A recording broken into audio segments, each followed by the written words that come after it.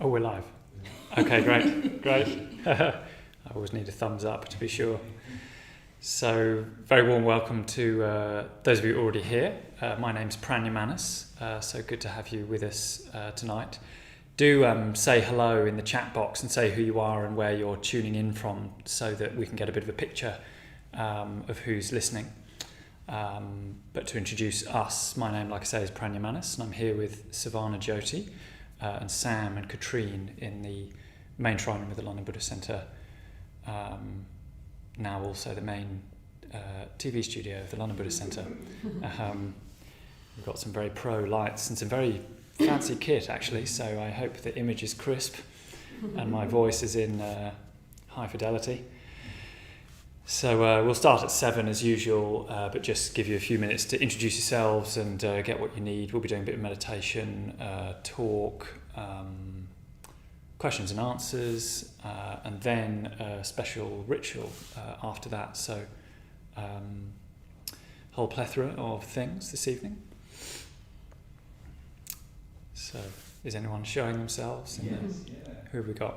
We have Gurdeep from Port Hamilton. What was the name? Gurdeep. Gurdeep. Okay, hello Gurdeep.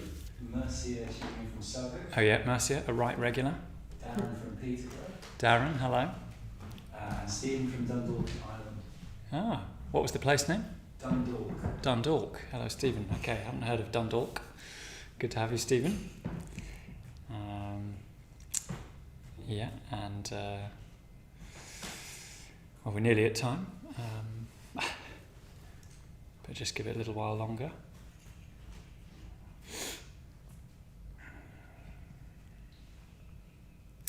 And if you've got questions about the talk, you probably know already, but you just stick them in the chat box with a capital Q on the front.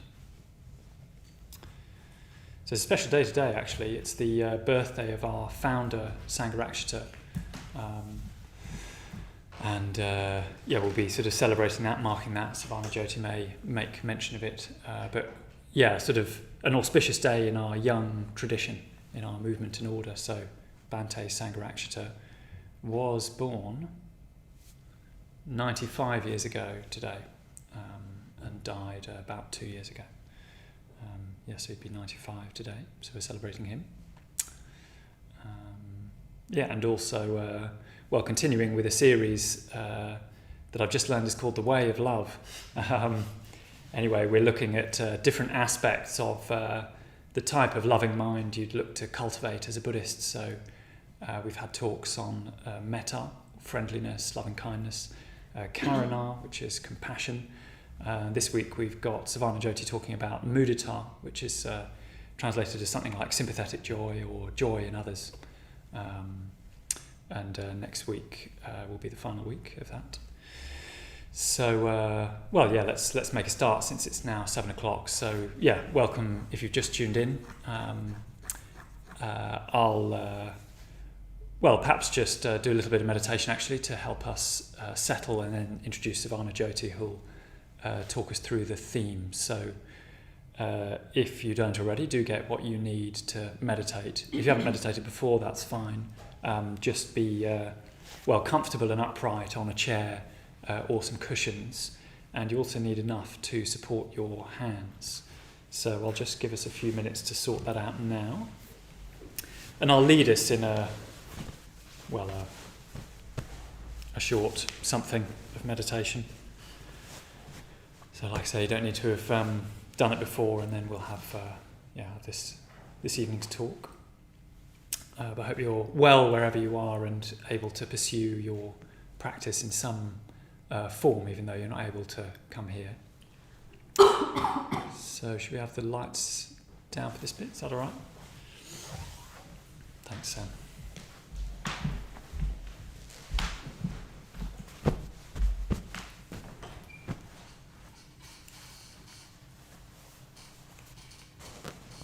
So like I said, just make sure you're comfortable and upright.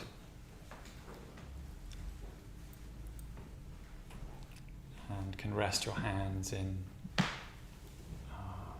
jumper or a pillow or something. Are you all right over there? Okay. He's fine. You're Good. So closing your eyes if you haven't already.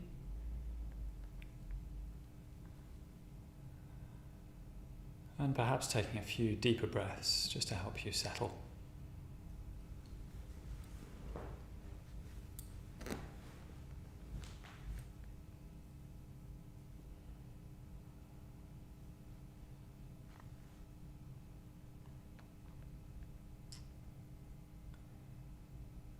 And become aware, if you can, of the weight of your body going down right through the trunk into the cushion or chair below you.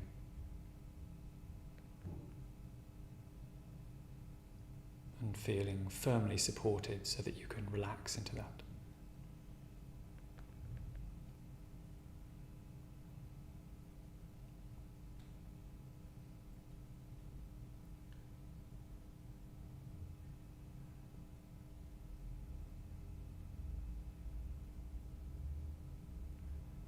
So know where to go for now.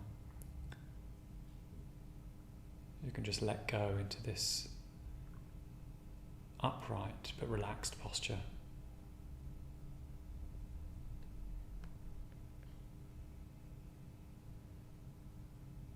Allow the belly to move with the breath.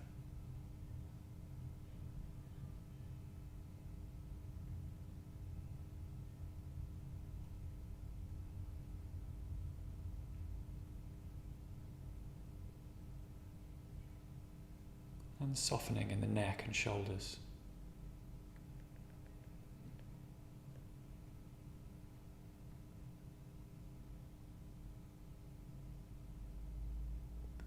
So you could let that whole area of your torso and arms feel like one sort of soft, round hole.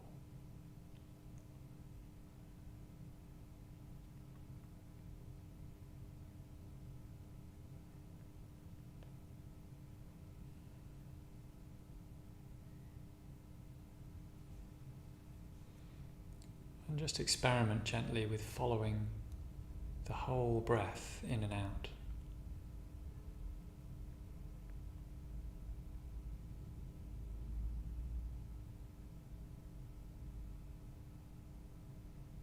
Just experiencing that as closely as you can.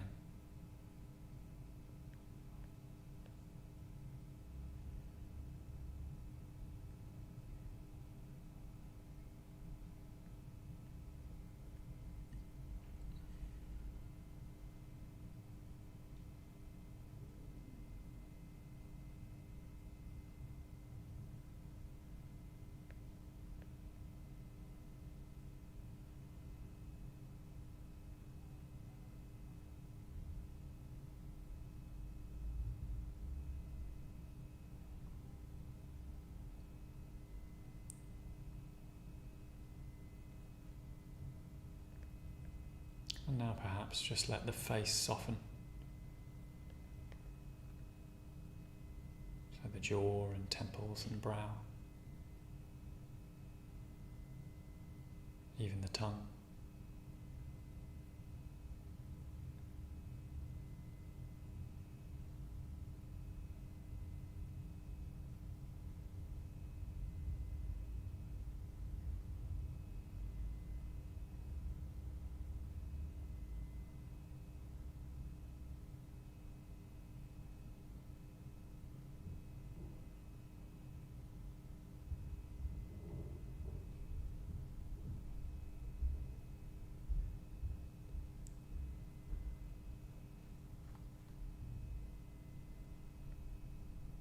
And let this sense of the breath just gently pervade the whole body.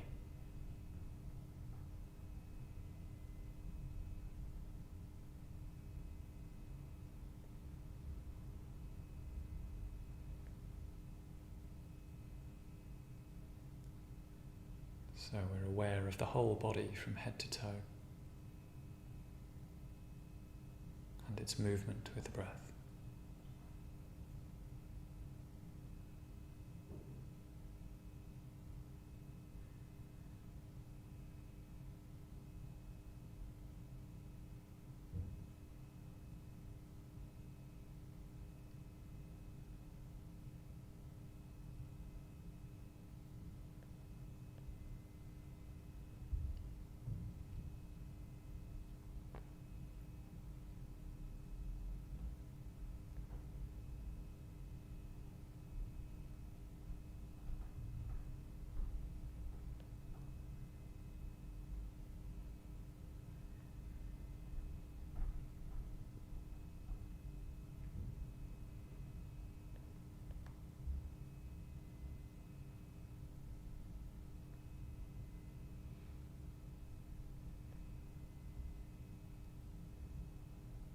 part of the body starts to clench again,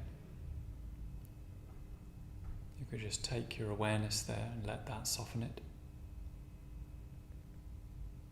Or else imagine it being softened by the breath.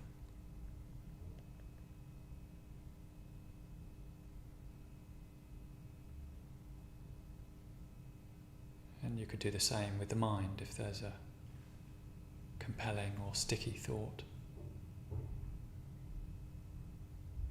could just imagine the breath aerating and softening the mind. Allow it to refresh you.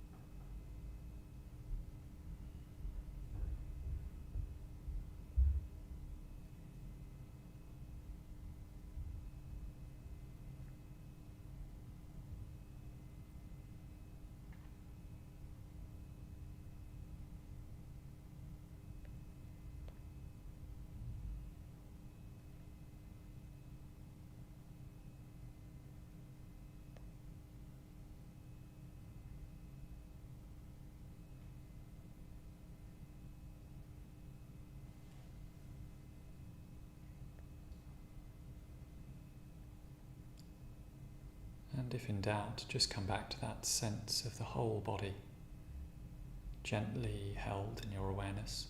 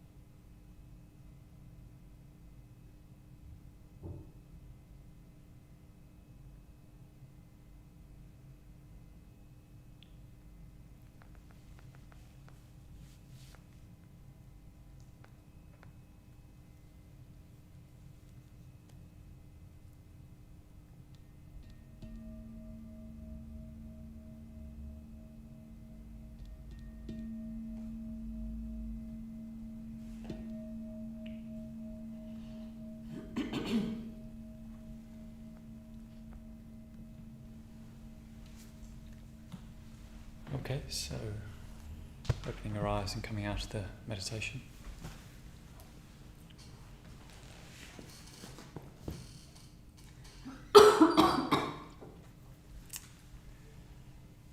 So, we're good to start with a sort of settling exercise. Anyway, now on to the main course, which, like I say, is a talk from Suvarnajyoti this evening. I won't say what it's about. That's her job. But I'll just say, how glad I am to listen to Suvarnajyoti. Actually, not only because her name Suvarnajyoti means something like golden light, or she who is a golden light, but because I think she's rather like that. I've taught, been on a team teaching with Suvarnajyoti before everything went pear-shaped and people could come to the Buddhist Centre. First time I've seen you since then, I think. I've always found Suvarnajyoti very, very sort of bright, got a lovely brightness and intelligence, but brightness and warmth of manner, especially. Obvious wish to connect with people, but I find that image of glow and brightness and light very, very appropriate. So I think she's aptly named and will brighten up for you this evening this topic of mudita. So over to Suvarnajyoti. I'll slide out the frame, she'll slide in. Okay,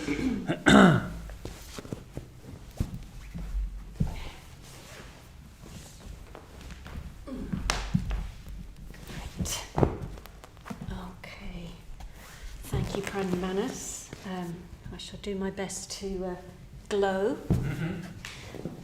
Right, hello everyone. I just need to take a minute to get set up here because I haven't been back to the centre since, as Pranamanas was saying, when we used to be on the Wednesday team together pre-lockdown. So I just need to find out. So they're doing some hand signals behind the camera. I'm not sure what it means. I'm not sure if it's directed at me. Am I in the right place? Yes. Okay, great.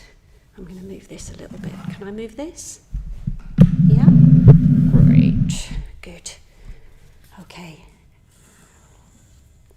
So yeah, this is my first time teaching online like this. So it's, as Pranamanas said, it is a bit like LBC, the movie maker, rather than how it used to be before lockdown.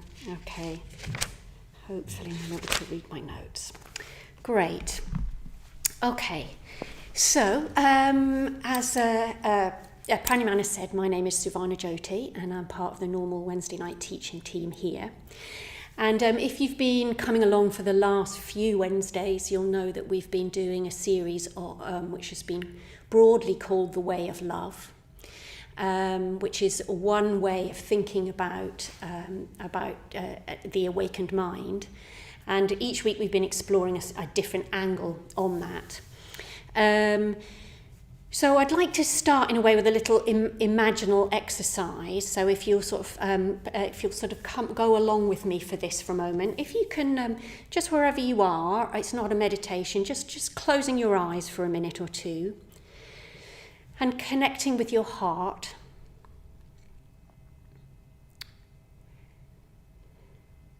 Maybe connecting into that place of stillness and breath that Pranamanas was evoking for us in the meditation. And I'd just invite you to use your imagination to imagine how it might possibly be to have this most infinitely enlightened mind. That would be the mind of a Buddha, which is completely free of suffering, completely expansive and positive, completely loving, not in a way that's specifically romantic or familial, but just completely openly loving and deeply, deeply wise. So if you can just try and get a hint of imagining that, and imagining this, particularly the breadth of this universal loving kindness, which we call metta, which is the attitude of complete open friendliness to all beings. And if you can imagine that state. Now, last week Amala Yodin spoke about what happens when that mind state meets a being who is in suffering. And this week we're going to be thinking about what happens when this mind state, just imagine it now, comes across a being who is full of joy, a being that has just perhaps had some really good news, some really good fortune, or has some really positive, impressive qualities. Imagine what that might feel like for that mind to come into relationship with a being filled with joy. And if you can imagine that, then you can have some sense of this quality mudita.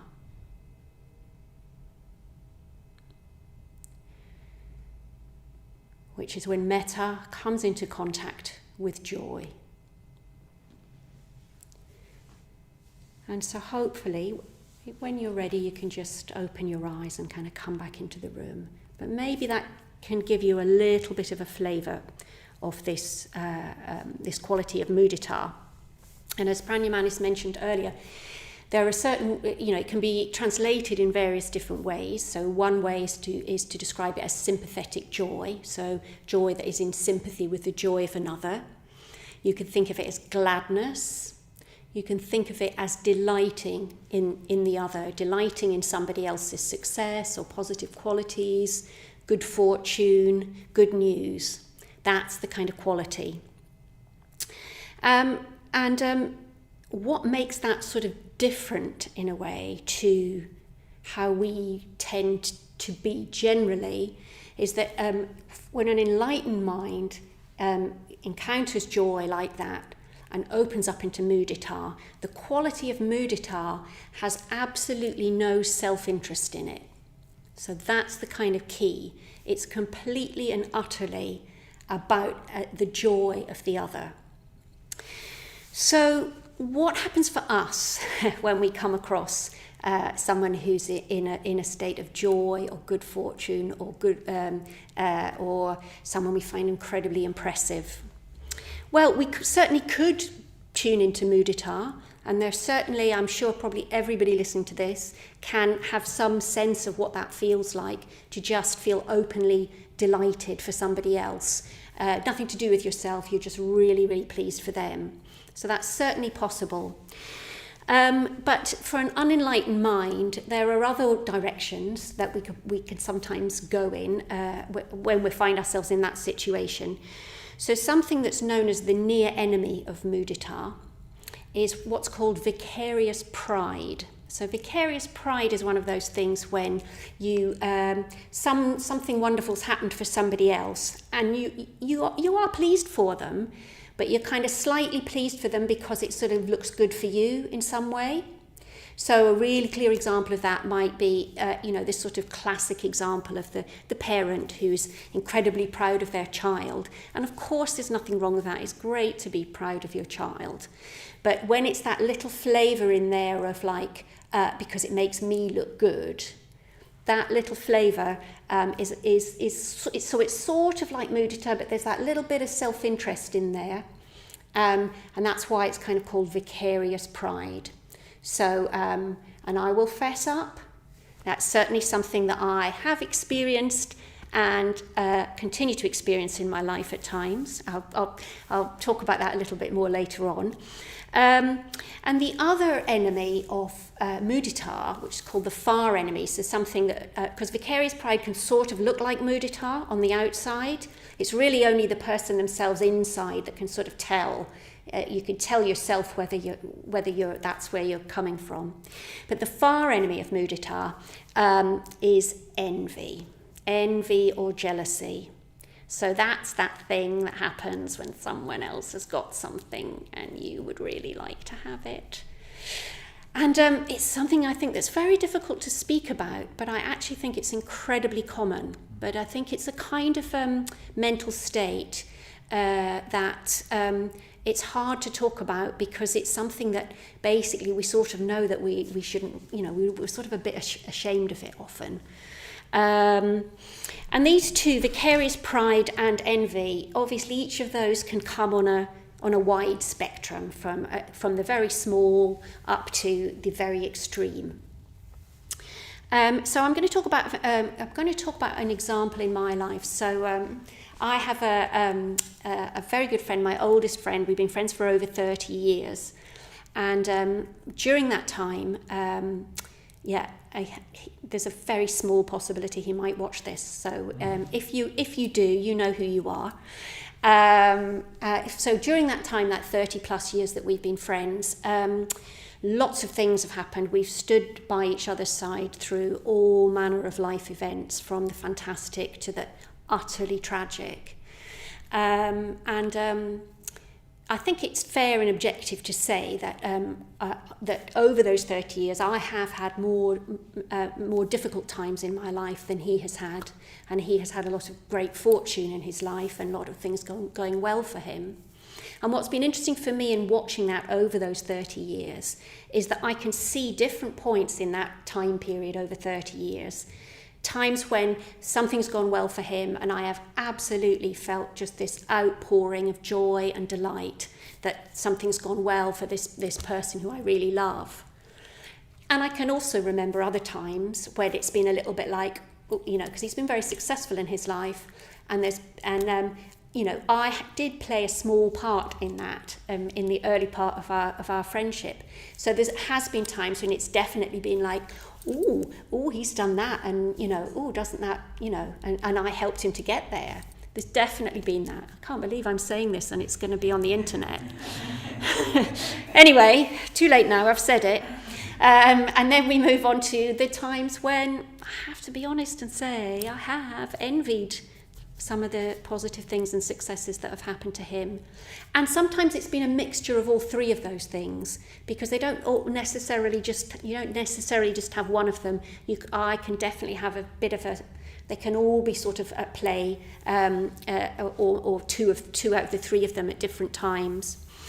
And what I can honestly say when I look back on all those experiences with this same particular person is that the times that have really brought me the most joy are the times when what I've felt has been totally a mudita perspective, when it hasn't been in any way about what it means for me, and it's been all about my joy at him. So I think what's interesting about mudita is that it does bring you joy and freedom, or it did bring me more joy and more freedom. But it's one of those things where you can't do it in order to have the joy and freedom, because then you're sort of like trying to manipulate it. You just have to do it, and then the side effect of that is that you do have that joy and freedom.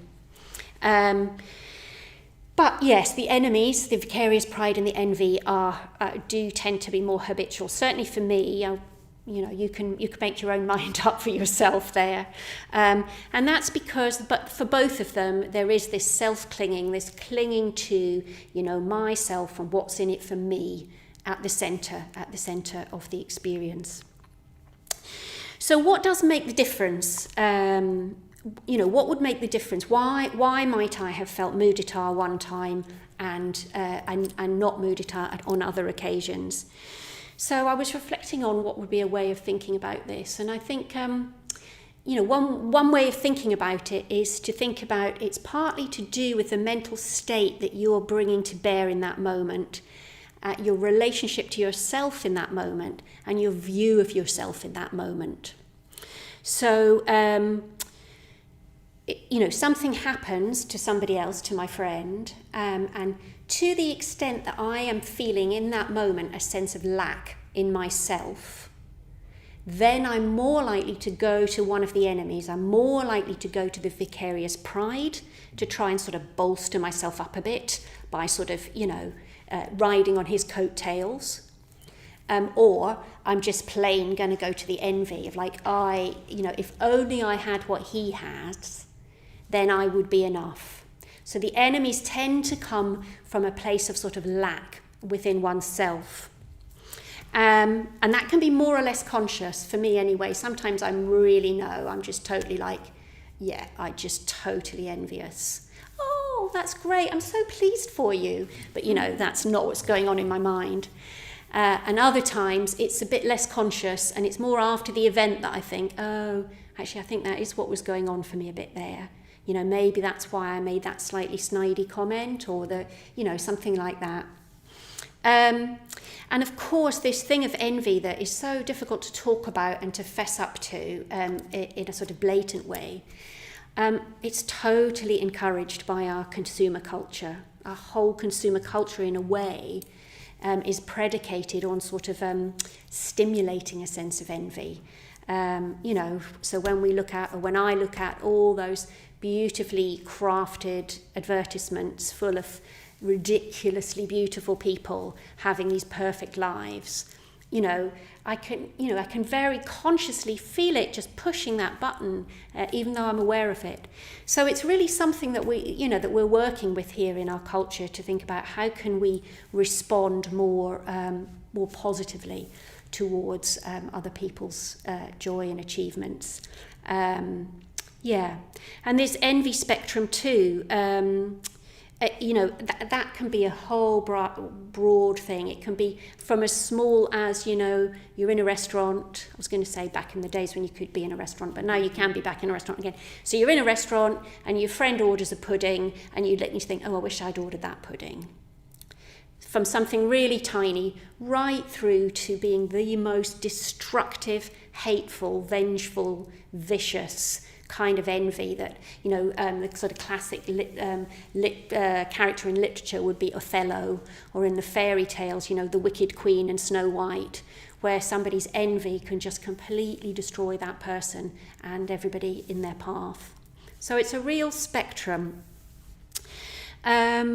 So the big question is, how can we cultivate our responses towards others' joy so that they are more shifting towards the mudita, because that is a win-win. It means you're giving that delight to others, and the side effect for that is that you too feel that freedom and joy.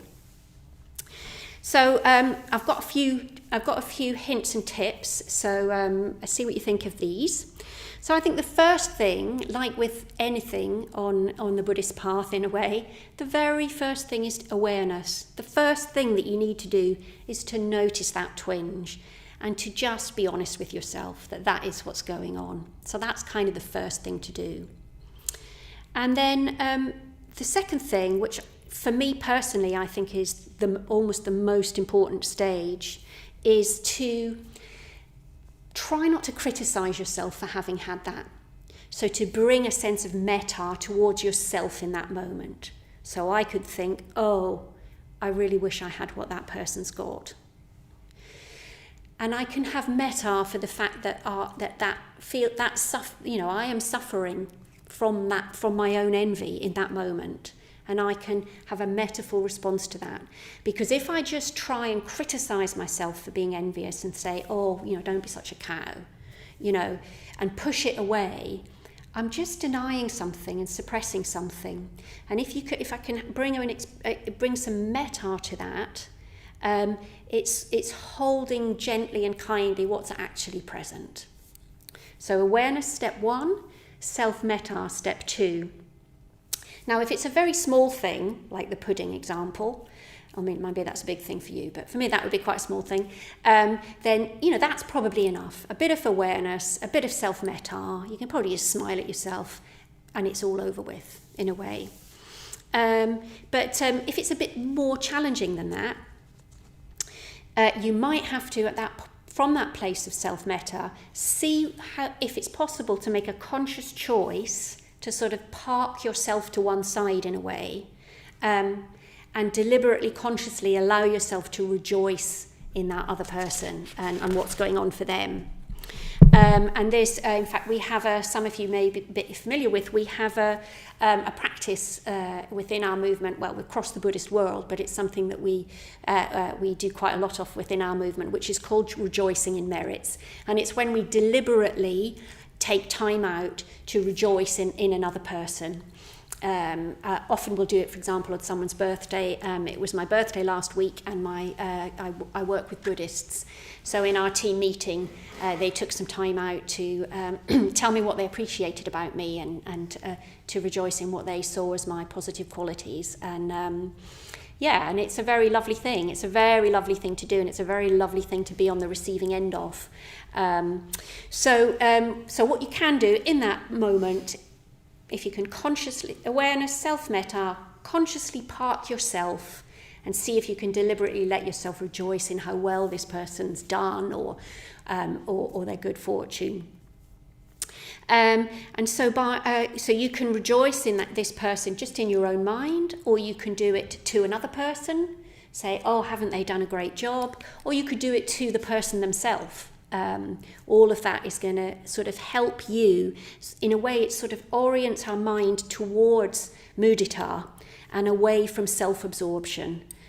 Because, what we dwell on is what we become. So if we can sort of consciously, gently shape our minds more in that direction, then that's going to become more of our natural response, and then that's going to be good for us as well. And then what's difficult is the balance between consciously developing that rejoicing in the other, but without, as I said, suppressing or denying that there might be something in it for you that feels a bit painful. And then that's probably going to be linked with this some sense of lack, as I said. So if you can bring a sense of metta to that, even perhaps a sense of self-mudita, if you can think of what some of your qualities are or your good fortune, that can also help to balance that sense of lack. And all of this is this not denying, not suppressing, and consciously cultivating. You want to kind of get the both, so that you're holding yourself with honesty, and you're also holding the other with positivity, if that sort of makes sense. So what that will enable is that's going to enable you to share in that person's joy, rather than cutting yourself off from it through comparison, the demon of comparison that is it's such a deep drive in us to compare ourselves to others. And, that, of course, as I said, is stimulated very much within our culture. But that cuts us off from sharing in the joy of another. So one way of training our resilience in being able to do this is by what you might call a gratitude practice. So I've taken this up actually through lockdown. Every time I get into bed at night, when I lie down, the last thing I do before I try to go to sleep is I think of 3 things that have happened to me that day that I'm grateful for. And it's sort of, I hope it doesn't sound too cheesy. It can, all of this stuff can end up sounding a bit cheesy if one is of a cynical bent, which I admit that, that certainly was my bent, much more so before I came across the Buddha's teachings. So there's something in that, training this muscle of your mind to keep being grateful for what you do have and what has gone well in your life and what is going well in your life. So noticing a sense of your own abundance will mean you're less likely to feel a sense of lack in the face of other people's abundance.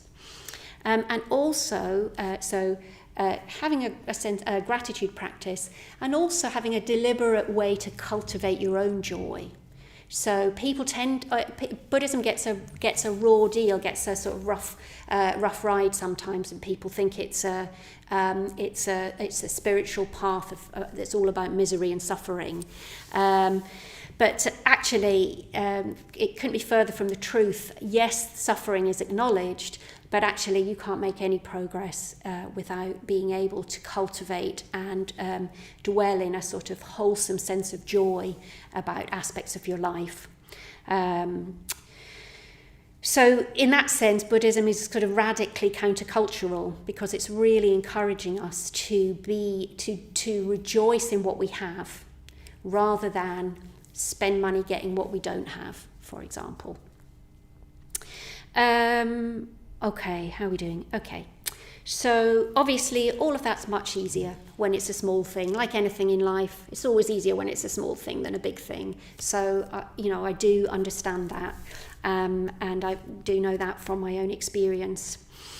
But, true mudita at its kind of ultimate is about being able to rejoice in the delight of others, even when you yourself are in the most difficult of times.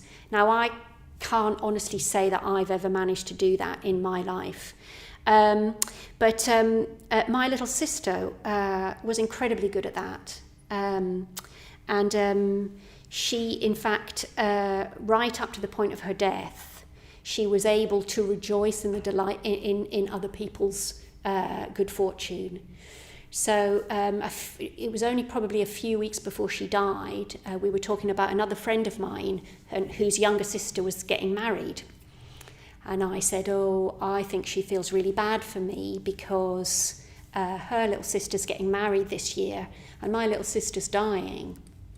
And my little sister instantly just said, oh no, she mustn't feel bad. She must be happy. She must enjoy it. And I was so struck by that. I can still sort of picture her in my mind, saying that, lying in her bed in the hospice, she was literally weeks from death, looking up at me going, no, that's not right. She must delight, she must enjoy.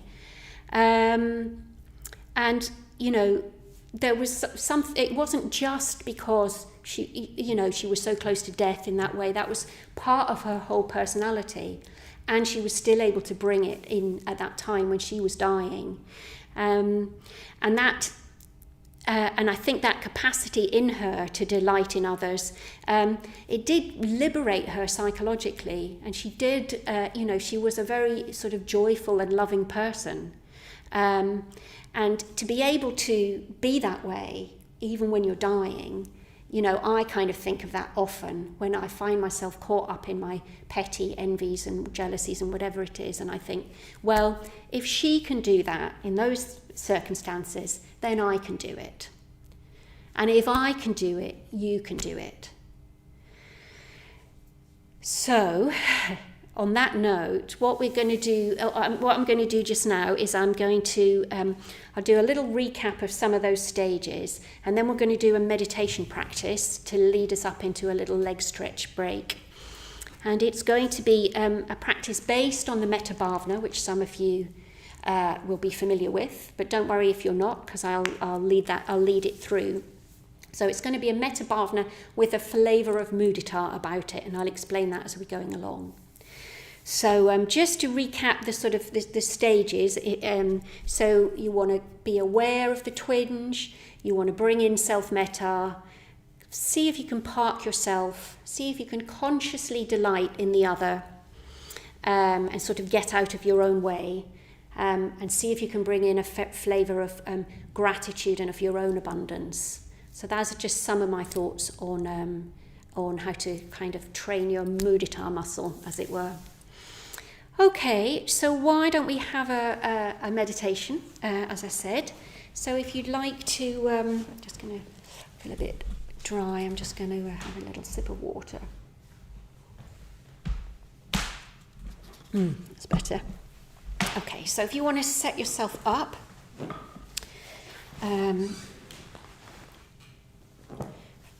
sitting comfortably, nice and upright, not too slouched. Skip the bell. There we are. Okay.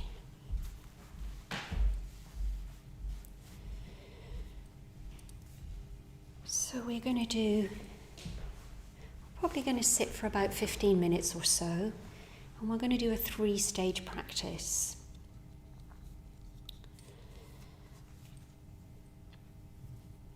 But first we're just going to spend a few minutes connecting, letting your awareness drop back internally.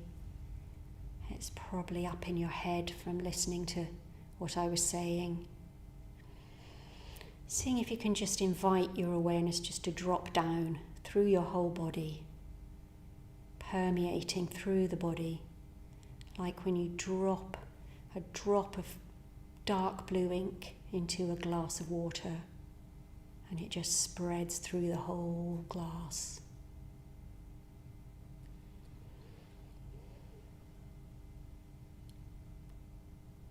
Tuning into that overall sense of your current physical experience. And throughout the practice, if you find yourself disappearing into thought, don't worry about that, that's completely normal. Just when you notice that that's what's happened, just keep inviting your awareness back into the body and into a felt sense of your heart.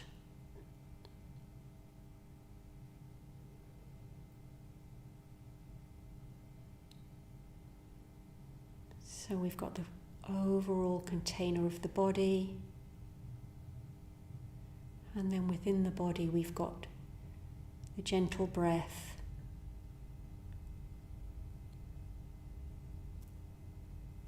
And then within the breath, right at the center of our being, is our heart.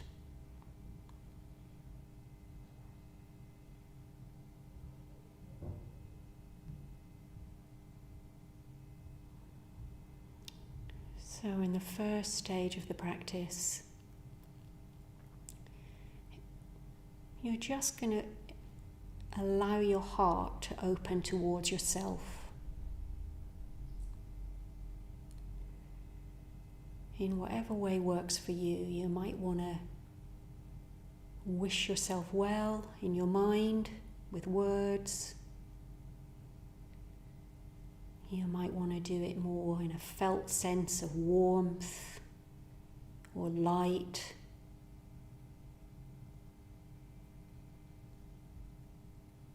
However you do it, see if you can stay connected with your heart and your body. Don't disappear into an intellectual exercise. A sense of opening your heart to yourself. May I be well and happy.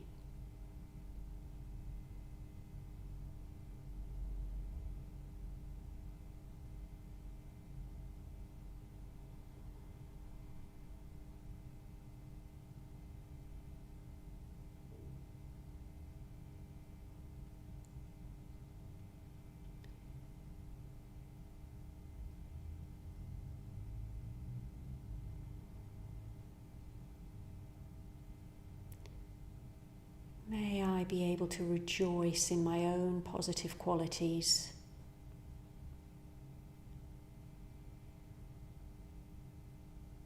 My own positive things in my life. Doesn't matter how humble they may seem.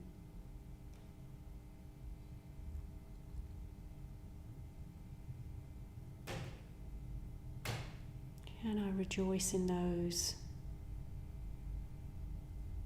Be grateful for what I have, and wish myself well.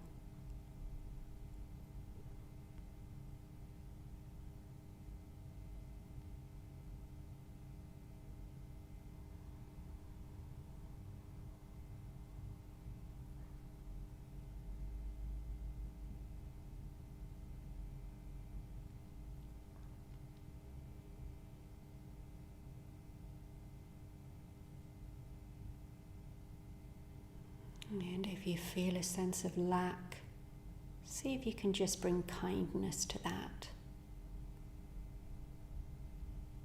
See if you can be your own good friend and be kind to your own suffering with that.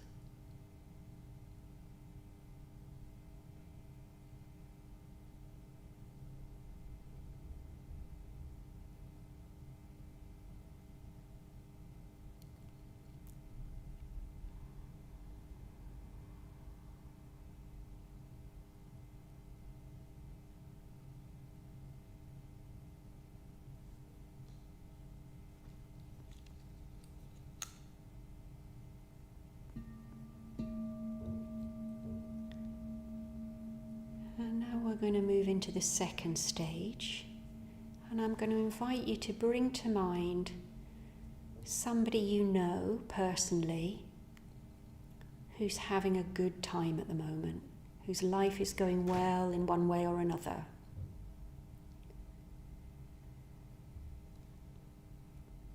And seeing if you can open your heart towards their good fortune, towards their delight and joy, their success, whatever it may be.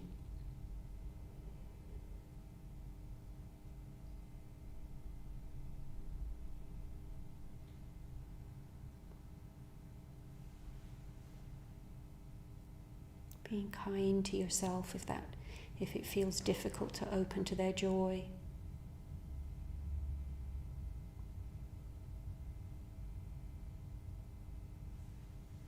Just seeing if you can, as best you can.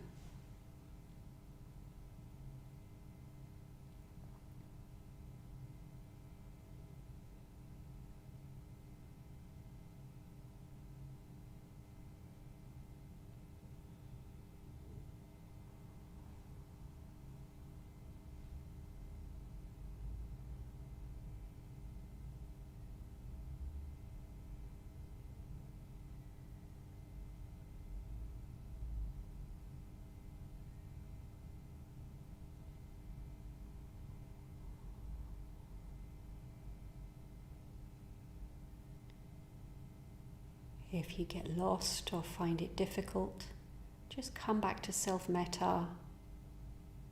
Come back to your heart, to your body.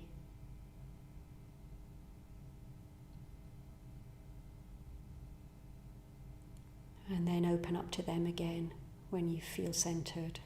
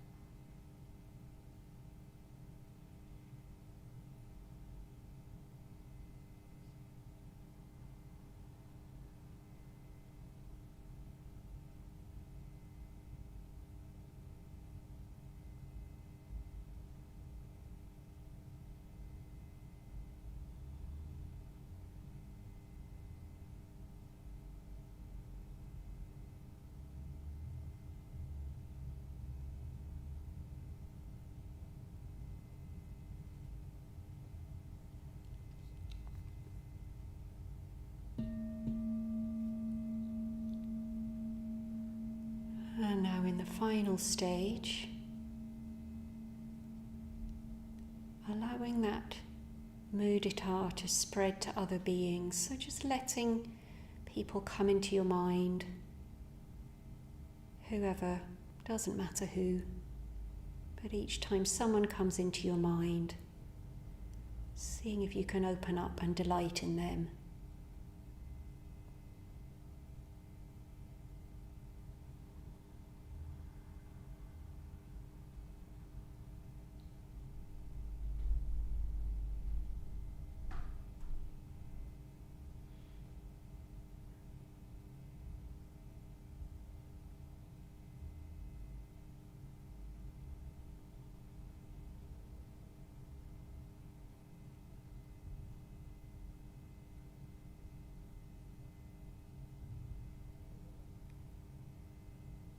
So we can find joy in others by delighting in their good fortune,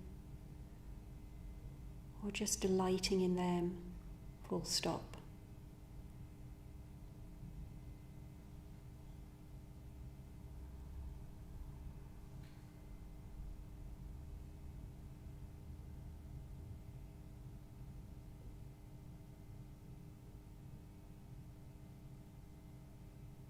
Staying in the body and in the heart.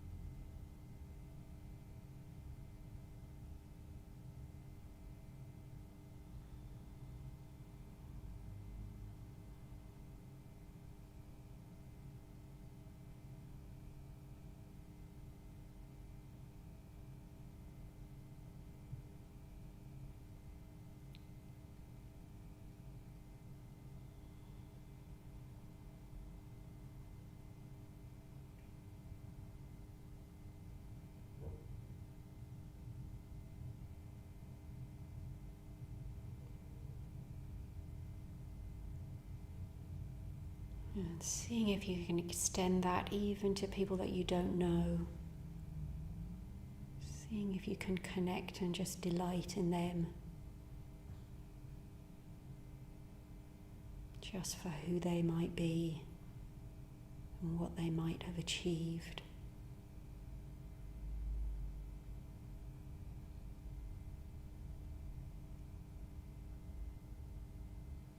Seeing if you can open up to all beings with delight.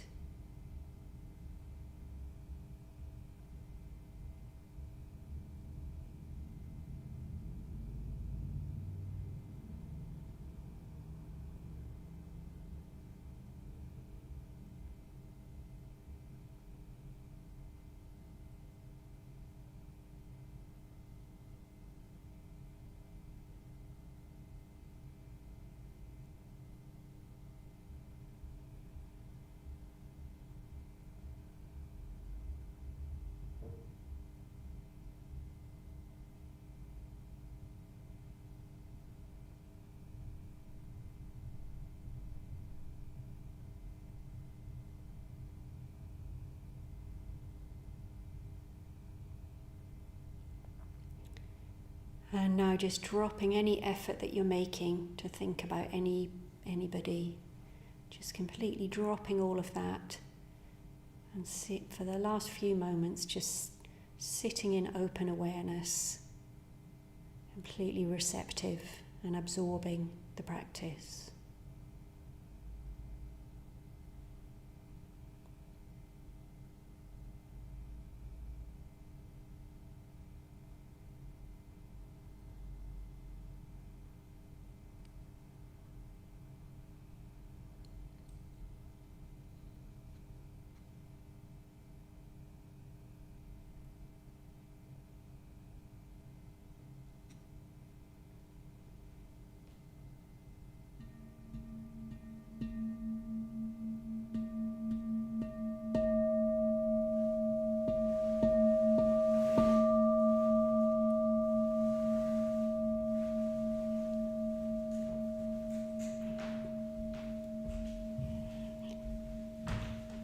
So by all means, sitting on a little bit longer if you wish to.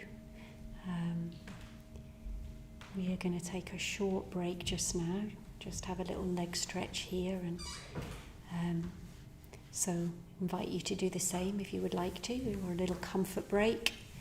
Get yourself a cup of tea, and then we're going to come back and start back at 8 o'clock. It's just gone, well, it's 4 minutes to 8 now. So Pranyamanas and I are going to be available for answering any questions, or trying to answer any questions that you might have. So have a think about that, and we'll see you in a few minutes. Is this the button, Sam? Yes. Oh, no. That's the top. The red light.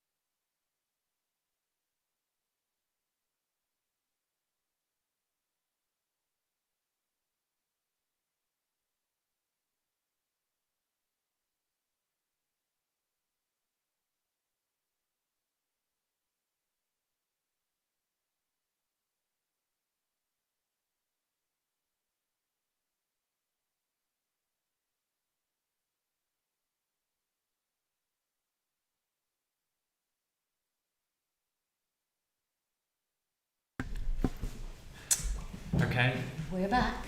we're back. Thanks, Katrine and Sam, expert tech team. And thank you very much, Suvarnajyoti, for a wonderful talk. Nice and challenging, I think. Yeah, Mudita, very challenging topic. Sounds, well, it's very, very bright quality, as we were saying earlier, but actually brings up real challenges for us and our emotional life, I think. So thank you for that stirring challenge. Yeah, lovely talk. So we have time now to answer some questions of yours. All you need to do is stick a capital Q followed by a question in the chat, and Sam will call it out to us. So do be asking your questions. Suvarnajyoti and I will do our best. And yes, just to say, do stay tuned. Actually, I think you might have to skip over to another stream. I can't remember. I think, yeah, there'll be another stream. The link will be posted. But for a special puja after, I nearly said after the show, after this question and answer, in honour of Bhante Sangharakshita's birthday, our founder, who would have been 95 today. So, yeah, very important occasion, the 26th of August every year for us. Actually, in October, we'll be continuing, our third year of an even younger tradition of marking the week of his death with a whole week of events. Be the third year that we've done that. He died in 2018. But yes, we want to learn a little bit more about our tradition, where it came from, and do a Buddhist ritual. You'll just need to hop over to the other stream when Sam posts the link. So do join in with that. Doesn't matter if it's your first or your 1000th Buddhist ritual. Do join us. Okay, so have we got any questions yet? We have one from Anna. And Anna asks, it was difficult to bring people to mind who believe they've had success. Most people she knows tell her that they're struggling. Is it better instead to think of their positive qualities? Okay. You happy to take that Yeah, one? yeah. Might need to repeat the question. Yeah, so as I understand it, Anna's saying it was, hello Anna, it's difficult to bring people to mind because most of the people you know seem to be struggling, so is it better to think of their positive qualities? I mean, I suppose my short answer to that would be yes. In a way, it's whatever is going to help you delight in them. If people are really struggling, in a sense, probably what's coming up for you when you think of them is karuna, which Amala Yodin spoke about last week. Karuna is what is what happens when we feel compassion towards someone else who's struggling or suffering. So that might be what was kind of coming up for you. So in a way, the practice of mudita is particularly about looking for the things that are going well or going right, or that you can rejoice in somebody. That's probably what I would say. Do you want to add anything to that? Yes, I was trying to think earlier. Interesting question, good question. I think there are two ways that we translate mudita. One seems to be about when other people are joyful, feeling joyful for them, and the other seems to be more just this quality of rejoicing ourselves, so less dependent on the state that they're in. I think mudita does cover both, so I think your suggestion of bringing their positive qualities to mind, even if those aren't bringing joy to the person in question, is a good way to go. I'd then say that making sure to speak those out to the person would probably, I hope over time, help them to recognise what their own contribution is.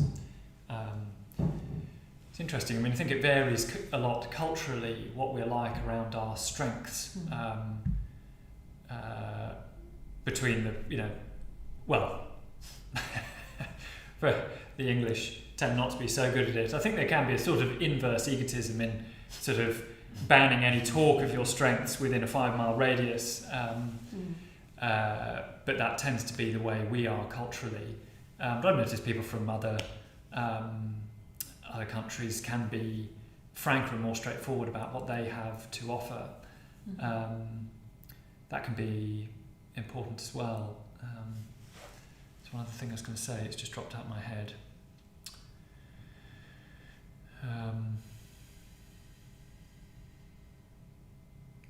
rejoicing? I might have to come back to it. Is there another question meanwhile? There isn't. There isn't. I'm going to have to remember.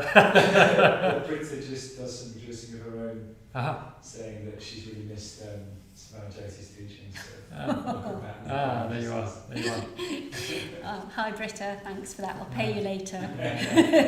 Nice to. I was going to say nice to see you, but anyway, thank you. Yeah. I think I remember what I was going to say. It was to do with rejoicing around the time of death or illness. I was very struck by your story about your sister. Encouraging, in effect, rejoicing in somebody else, but encouraging somebody else just to be free to feel happy. I think really quite moving. And I was thinking about the importance of rejoicing in a person who's close to death. I can't remember how the question, Anna's question, put me onto this, but partly I think what rejoicing and sympathetic joy sort of gets us into practice for is what spirit we want to go out on in our relationship with somebody. So whether they go first or we do, I think what we want to work towards is sort of cleansing our response to them of negativity as far as we can. And partly we'll do that by sort of turning about our own attitude, by cultivating and mentioning and making conscious the positive. I think it can be very, very important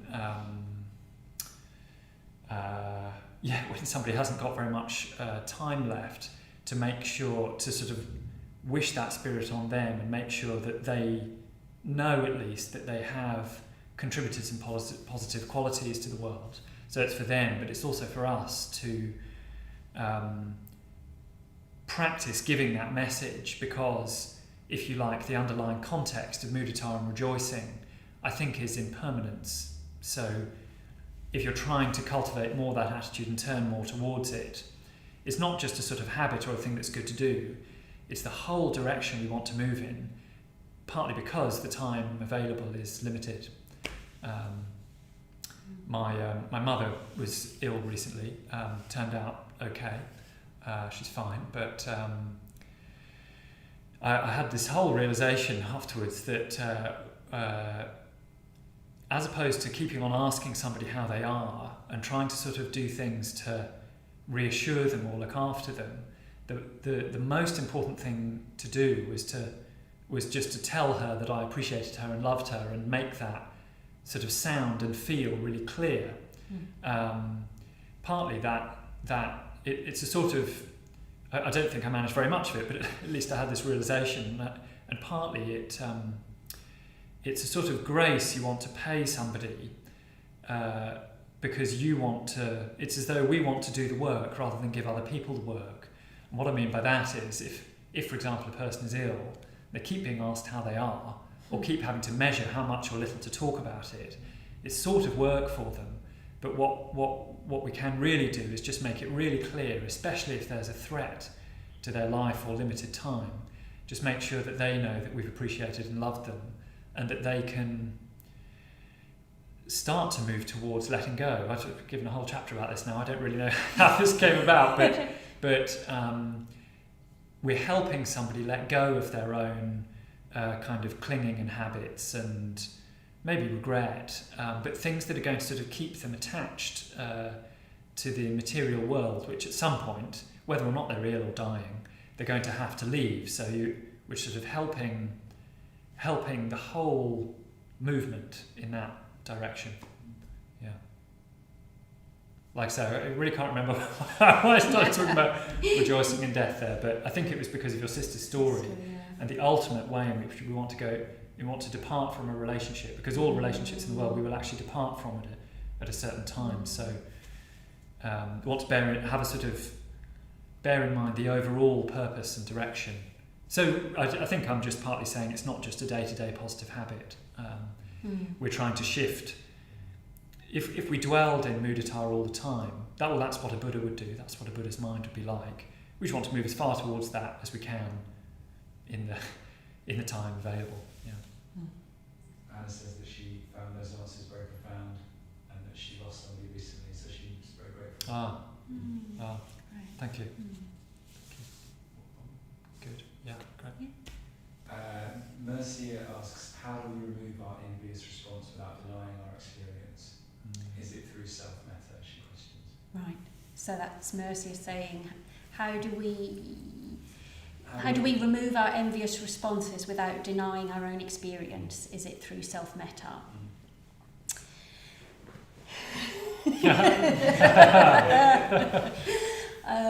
Yeah, I was going to make a slightly flippant response there and say, I don't know, but if you find out, can you tell me, please?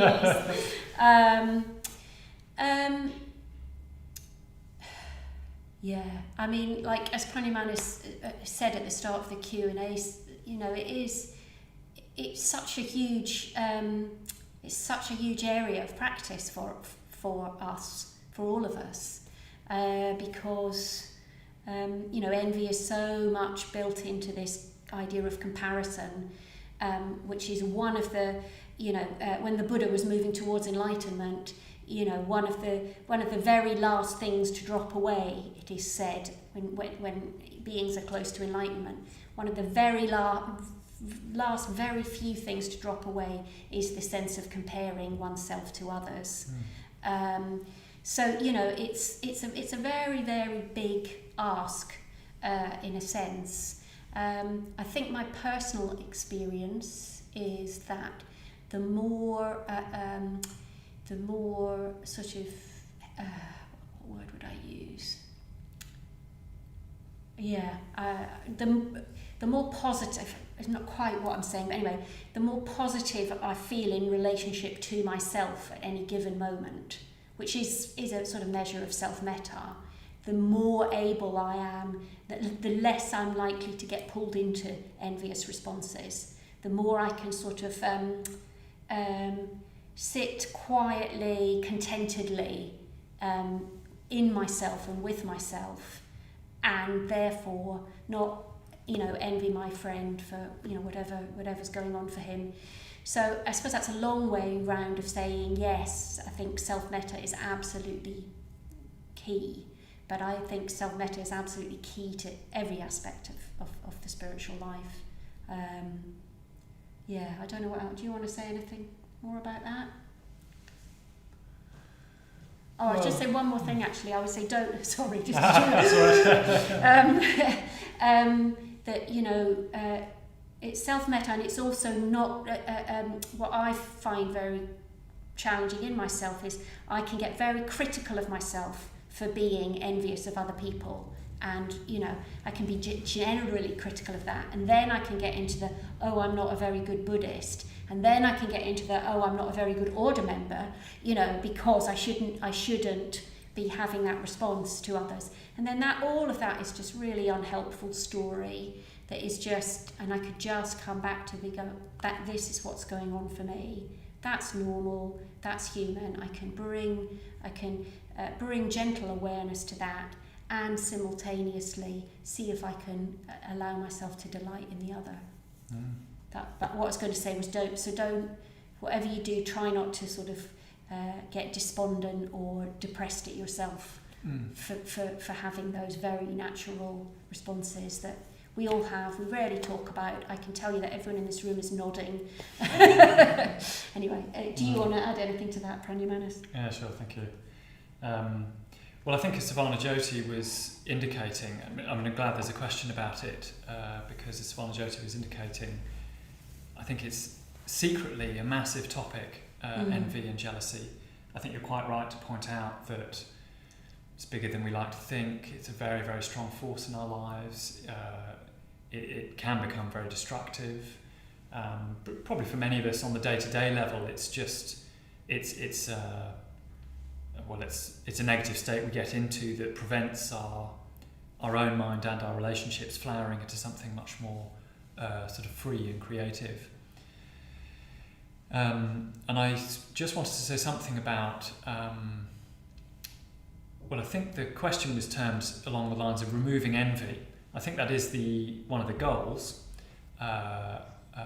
one of them, because of course a more positive creative mind will arise as well. It's not just that we remove the envy, something else arises in its place. But I think it needs to start with acknowledgement of envy, if that's the matter in hand, and just a sort of frank and honest but emotionally positive admission that is what we do. And all those caveats and epithets I put in front of that were important, if you see what I mean. Because I think it's possible to talk about our negative emotion in a way that is subtly quite self-punishing, may even feel kind of good to kick ourselves and show people that we're doing that. I think it's actually more sort of embarrassing in a positive sense and more growthful to have an emotionally positive context in which you can tell some friends that you have, when you come to admit it, felt jealous of somebody over a period of time or got envious. So I suppose it sort of starts to touch into the topic of Buddhist confession. And I'm saying Buddhist confession because for a Buddhist, confession is quite a different matter to what it would be for, a Catholic, say. That's the other tradition that comes to mind in which that's a practice of some importance. For a Buddhist, confession is to do with, lightening your load with that sort of frank admission and removing a blockage. And of course making amends where necessary. So if that mental state has had a harmful impact on another person, it would probably mean simply apologising to them. But Buddhist confession also has this sort of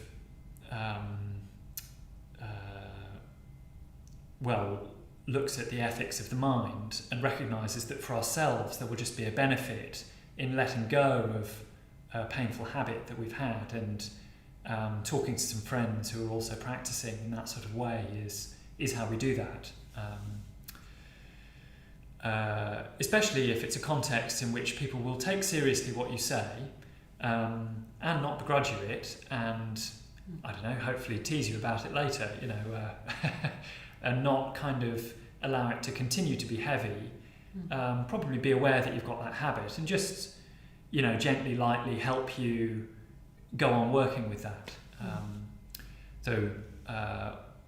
Usually all of us who are order members or training to be order members, we're in a kind of weekly group in which we practice confession like that. It can sound terribly heavy when you say we meet every week to confess, but actually, like I say, it should be a matter of friendship, sometimes even laughter, but basically frank admission that we do that, and crucially without guilt. Which kind of keeps us in that slightly addictive, self-punishing mode, and actually makes it quite hard to get out of the thing. Even if we hit ourselves with a big stick when we recognise envy or whatever, it remains sort of heavy and a matter for frowning, if you sort of mean. And it is, it's very painful and humiliating admitting these mental states. But if you can sort of step over that threshold, sometimes with real lightness and relief, oh man, it's such a relief actually to talk out negative mental states you've been in, and the mind will resist it for years and years. It's like ongoingly difficult. And interesting, a friend of mine in my chapter, so the group I meet in every week to do this, just gave me a sort of gentle bit of feedback lately that I was quite articulate in talking about my mental states during the week, and clearly regretted some of them, but had got out of the habit of speaking in plain concrete terms about what effect that had in the world and what actions it led to in me day to day. It's really, really good. And so it's just got me back in the habit of keeping notes during the week of things I do that I'm not proud of, and just speaking them out, however simple and sort of petty they seem, by the time I get to the chapter meeting. And it's really, really helped. Well, Emily Oden, in fact, was speaking last week. So there's a little bit on confession of the right sort, like I say, with lots of caveats. So Suvarnajyoti has written a great book about this called Not About Being Good. It's about sort of the differences between shame and guilt, remorse and guilt, let's say, which is remorse being that positive mental state of sort of, it starts with something kind of embarrassing and that makes us blush, but where we lighten the load. So yeah, that's something to do with acknowledging envy before thinking about removing it, really.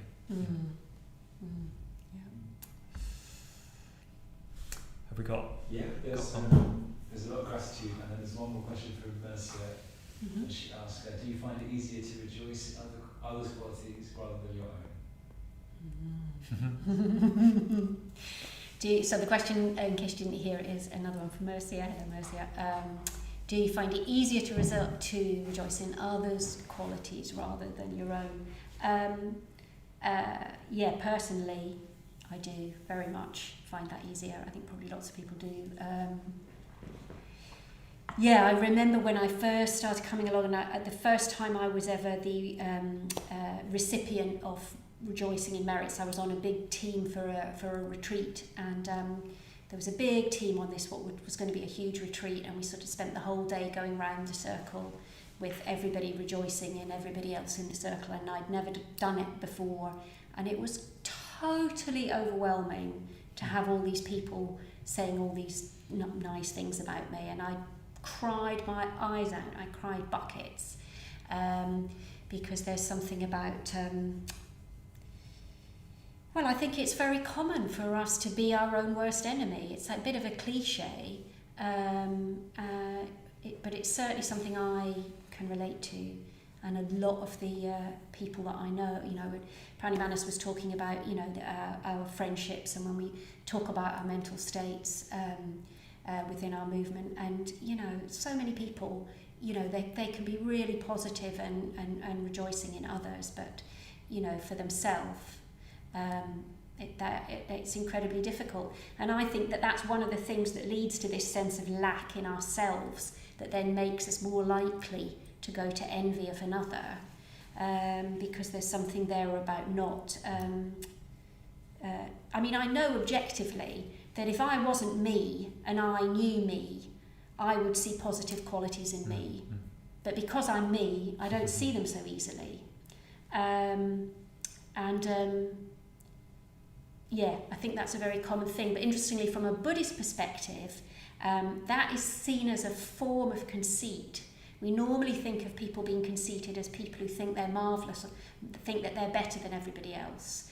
But from a Buddhist point of view, this thing about comparison, you could have conceit, which is thinking everybody else is better than you, that you're so special that you're not worthy of being rejoiced in, but everybody else is, or something like that.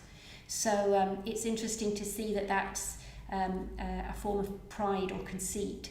And I say that not in a critical way. Again, as Pranimanis was saying, it's really, really important to just acknowledge these things and to not feel guilty that we feel these things, but to just be able to gently and kindly name them for ourselves and within trusting friendships as well. So sometimes it's a practice. It can be a real practice for me and for lots of people I know to allow myself to say, yeah, that's a positive quality, and yes, I can feel good about that. Even when Sam read out, but beforehand about Britta saying that, rejoicing in me, and I was a bit like, trying to be sort of, trying to be like, yeah, whatever, So, yeah, I think that's very common. I don't know if you want to say anything about rejoicing in others' qualities rather than your own.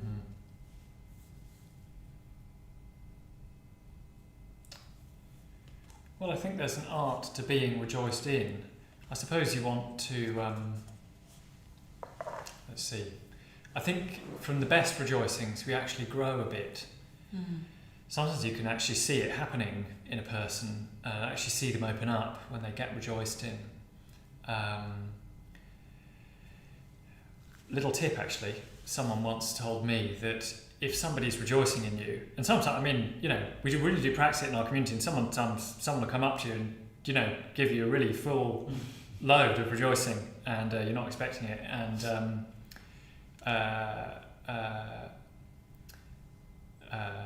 partly because you may have just had something to do with a positive event in somebody's life. I remember seeing a man in the centre once.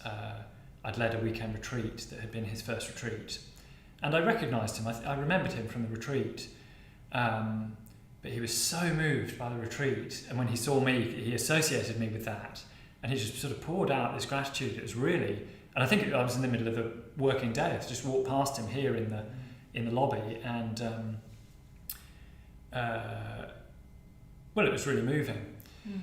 Anyway, what the danger, of course, of being rejoiced in is conceit and pride. And somebody once gave me the tip that if somebody's rejoicing in you, the way to protect yourself from some other negative mental state arising on the basis of someone telling you about a positive one is to look right at the positive awareness in them. So notice that straight away, the positivity in them of noticing and expressing their gratitude, and just focus on that. It's a really good tip. That's a good tip. But I was just on the way to saying, I suppose it hopefully it helps us to grow, and I think you're right to suggest that there's an art to receiving rejoicings. Partly it's good to just sort of say thank you for them, isn't it, and allow it to be there. Because otherwise it's a bit like somebody's giving you a gift and you're rejecting the gift. Oh no, I don't want that. Yeah. You know. So I don't know if there is a practice of sort of rejoicing in oneself necessarily. I think it's good to know your strengths. I think a maturing mind is on the way to being quite aware of its strengths, also of course of its weaknesses. But often it'll need to be our friends that help us with that. I think that's what I'm saying. Realise our own positive qualities, will be able to rejoice in them. I think we ought to be able to be pleased with something that we've done well, actually, and not always say, "Oh, it was no good," or "Oh, anyone could have done it." Yeah. I mean, I live upstairs in one of the communities here, and of course, quite often one of us has been teaching, and so people will be at the table, and someone will say, "How was it?" or something, and sometimes, of course, someone says, "Yeah, I think I did quite well," and I like that. Often people don't, or they have reflections on what they might have done better or something. But it's important to be able to say, actually, that time I think I did manage to communicate something, or there was someone at the class who was, quite touched by what I said, or I managed to have a good conversation with somebody, whatever it is. Anyway, there's a lot of slightly random thoughts on rejoicing from me, some very ordered ones from Suvarnajyoti. Thanks very much for your questions. I'm afraid that's all there's time for. Like I say, do stay on for the puja for Sangharakshita, which we'll be doing in 15 minutes. So hop on the other stream in time for 8:45, and we'll be with the wonderful Subhadramati leading puja for Sangharakshita on what would have been his 95th birthday. Yes, I think only remains to say thank you so much to Sam and Katrine and Suvarnajyoti, and to all of you for tuning in. And remind you, of course, that we're trying to sort of encourage a culture of generosity at the London Buddhist Centre. We do that by volunteering our time and energy for free, because we love doing it.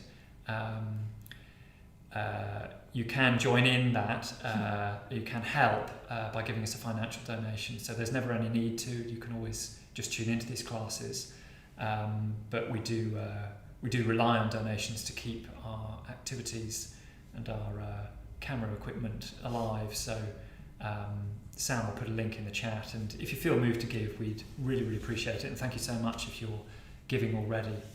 But it's not an exchange, so there's no obligation at all. But we do appreciate any donations. Don't think I've left anything out.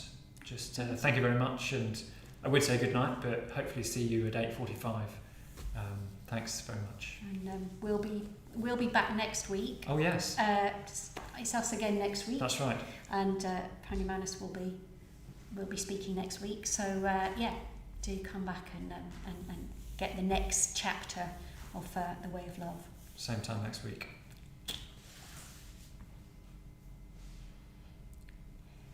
This is the awkward bit where we never know whether we're still live or not. Are we still live? We're not, no. No.